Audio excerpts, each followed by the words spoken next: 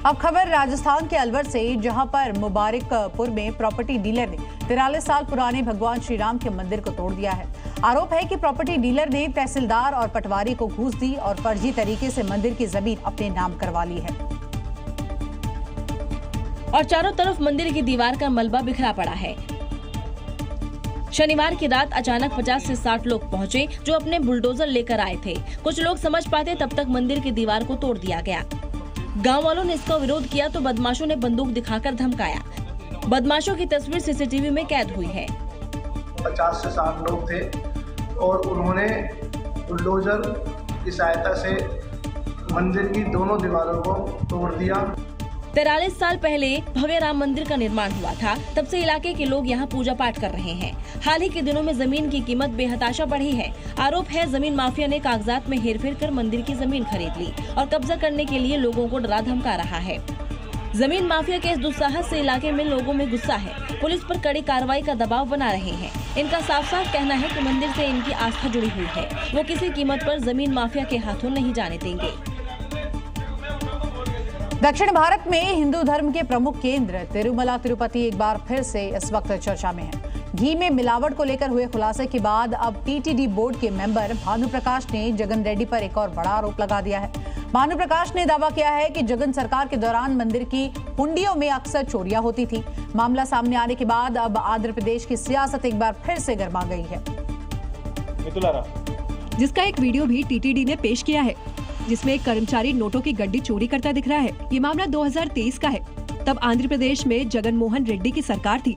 Video में साफ देखा जा सकता है कि एक शख्स डॉलर की चोरी करता है और भागने की कोशिश करता है, लेकिन वहाँ मौजूद सुरक्षा कर्मी उसे पकड़ लेते हैं और उसके पास से चोरी के पैसे भी बरामद कर लेते हैं। जब रवि कुमार ने चोरी की थी, तब उस वक्त के टीटीडी के अध्यक्ष ने मामले को लेकर हाईकोर्ट को जानकारी दी और मामला सीआईडी को सौंप दिया गया।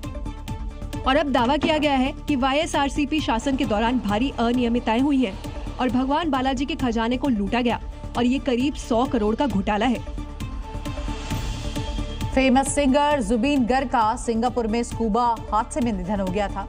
आज उनके फैंस ने उन्हें नम आंखों से विदाई दी। लोग जुबीन के आखिरी दर्शन करने के लिए आतुर दिखाई दिए और लाखों की संख्या में लोगों का सैलाब उमड़ पड़ा। और भीड़ की तस्वीरें बताती है कि जुबीन गर्ग के प्रशंसक अपने पसंदीदा सिंगर को नम आंखों से विदाई देने के लिए एकजुट हुए। आंखों में आंसू लिए लाखों की संख्या में लोग जुबीन की अंतिम यात्रा में शामिल हुए। उनके चाहने वालों में हर किसी की जुबान पर एक ही बात थी कि आखिर इतनी जल्दी क्यों जाना पड़ा।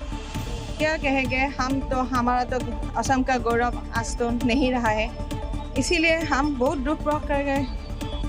जुबीन की सिंगापुर में एक हादसे में मौत हो गई, जिसके बाद आज पहले उनका पार्थिव शरीर दिल्ली से गुवाहाटी लाया गया, जहां पर उनके प्रशंसकों ने उन्हें अंतिम विदाई दी।